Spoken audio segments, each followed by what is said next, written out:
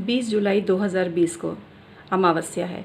अमावस्या यानी पितरों का दिन, पवित्र दिन, जब हम पितृदोष से मुक्त हो सकते हैं। लेकिन इस श्रावण मास में ये जो अमावस्या है, इसमें ऐसी क्या खास बात है? क्या आपको पता है श्रावण मास में भगवान भोलेनाथ का जितना महत्व है, उतना ही महत्व किसी एक इंसान का और है जो आपको नहीं पता। और मैंने बहुत से वीडियो देखे, ज्योतिषियों के भी वीडियो देखे, उनके श्रीमुख से मैंने उनका नाम तक नहीं सुना। मित्रों, वो है श्रवण कुमार।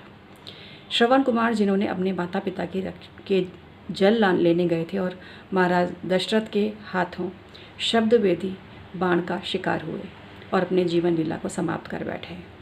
तब श्रवण कुमार के माता पिता ने भी प्राण त्याग दिए थे और महाराज दशरथ को जो श्राप दिया था वो जग जाहिर है।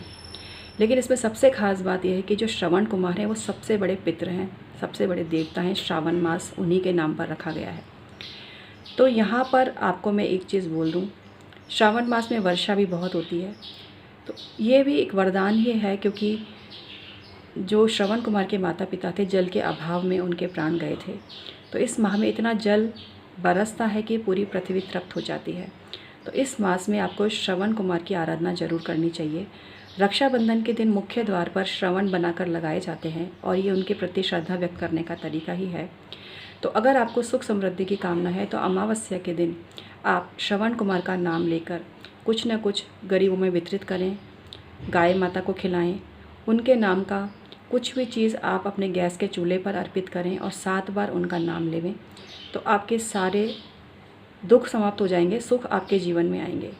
मित्रों, जो इस तरह के लोग होते हैं, जैसे कि श्रवण कुमार, जो कि महान व्यक्तित्व के धनी थे, हमारे पूज्य हैं, वो सभी के पितृ होते हैं। किसी व्यक्ति विशेष के पितृ तो होते ही हैं जो घर के होते हैं, लेकिन श्रवण कुमार हर घर के हैं। तो उनके प्रति जब तक आप समर्पण नहीं करोगे, कई बार ऐसा होता है ना, लोग कहते हैं हमने तो ये कर दिया वो कर दिया, फिर भी फ़र्क नहीं पड़ा, तो जाने अनजाने आप बहुत से लोगों को विस्मृत कर देते हो। तो इसलिए श्रावण का ये पवित्र महीना है और श्रावण मास की जो ये अमावस्या है, इसमें जब तक श्रवण कुमार का नाम नहीं लोगे तब तक पितरों को कैसे तृप्ति मिलेगी। तो श्रद्धापूर्वक 7 बार श्रवण कुमार जी का नाम लीजिए और उन्हें समर्पित कीजिए वो सभी भोग प्रसाद जो पितरों के निमित्त आप समर्पित करते हैं। इसके अलावा श्रवण कुमार से अपने जीवन में खुशहाली की कामना मांगें। ऐसे लोग जो अपने माता पिता को ओल्ड एज होम में छोड़ देते हैं, उनसे कुछ शिक्षा लेनी चाहिए कि माता पिता की भक्ति किस तरह से की जाती है। जो मनुष्य माता पिता की उनके जीते जी भक्ति नहीं करता और बाद में फिर उनके नाम पर श्राद्ध का दिखावा करता है, वो सब मिथ्या है और उसको किसी प्रकार का सुख नहीं मिलता है। कई लोग कहते हैं जीते जी माँ बाप को एक गिलास पानी के लिए नहीं पूछा और जाने के बाद तरह तरह के श्राद्ध की दिखावे करते हैं, तो क्या फ़ायदा।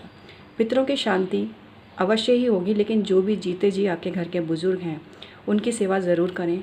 जाने के बाद तो बहुत लोग कर लेते हैं, लेकिन जीते जी जो अपने माता पिता के चरणों में स्वर्ग को ढूंढता है, उस मनुष्य के सभी मनोरथ सिद्ध होते हैं।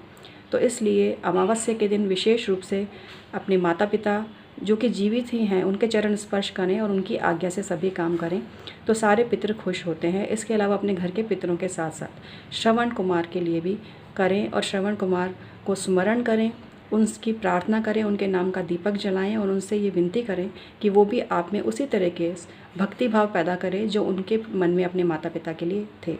अपने बच्चों को भी इस तरह के संस्कार आप दे सकते हैं, उन्हें अच्छी बातें सिखा सकते हैं।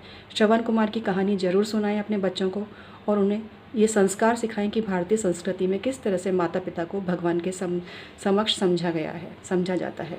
तो आज का वीडियो समाप्त करती हूँ। 7 बार ज़रूर बोलें श्रवण कुमार जी का नाम।